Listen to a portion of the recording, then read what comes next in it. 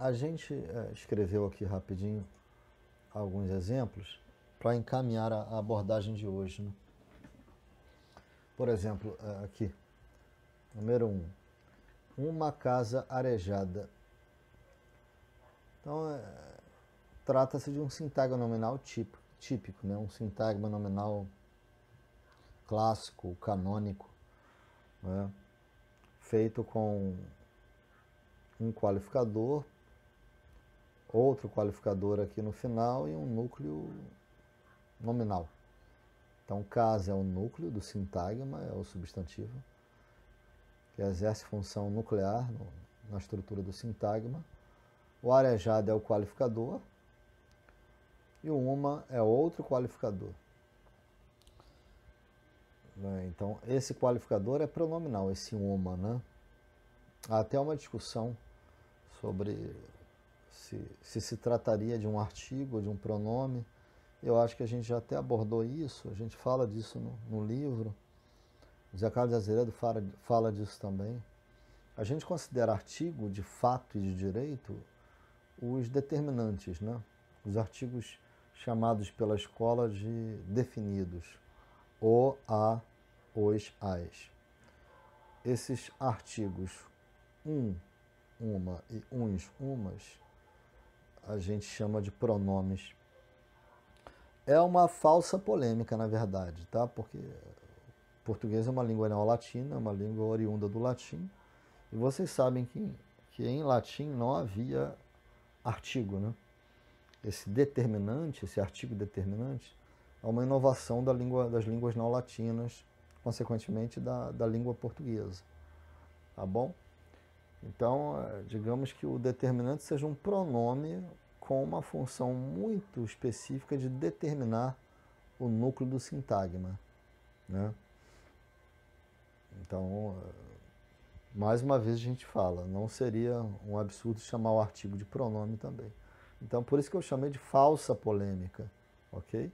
Mas para efeito de delimitação descritiva, de descrição gramatical, a gente pode afirmar que no sintagma a casa nós temos o determinante e o núcleo, né? O adjunto e o núcleo, o artigo e o substantivo.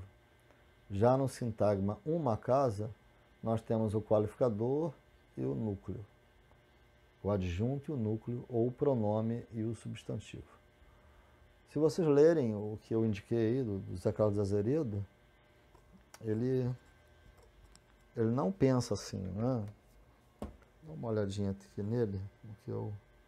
Por exemplo, na página que eu indiquei para vocês pesquisarem, ele já começa assim, né? Lá embaixo, a estrutura interna do sintagma nominal. Então ele chama de determinantes as classes tradicionalmente chamadas artigo definido, pronome demonstrativo, né? Pronome possessivo, pronome indefinido de valor quantitativo, numerais cardinais, pronome indefinido de outro tipo, como outro, demais, mesmo, próprio. Vocês sabem que eu não penso assim, né? Ou, se não sabem, fiquem sabendo. Então eu não abro tanto assim a classe dos determinantes, ok? Então acho que o numeral cardinal pode ser sim um determinante pela própria natureza de determinar quantitativamente o núcleo. O pronome demonstrativo pode ser um determinante na medida em que funciona como deítico, né? Como uma categoria deítica, ou seja, uma categoria locativa, capaz de localizar a entidade, o núcleo, no tempo e no espaço. E o artigo, que é tipicamente o determinante, é o determinante mais típico, né? Perdão, é o determinante mais típico, mais canônico, cuja função é precisamente determinar o substantivo, determinar o núcleo. Então eu não abro tanto a categoria dos determinantes quanto o professor Zé Carlos Azeredo. Tá bom? Então, nesse primeiro exemplo, uma casa arejada, nós temos pronome, substantivo, adjetivo, numa perspectiva, né?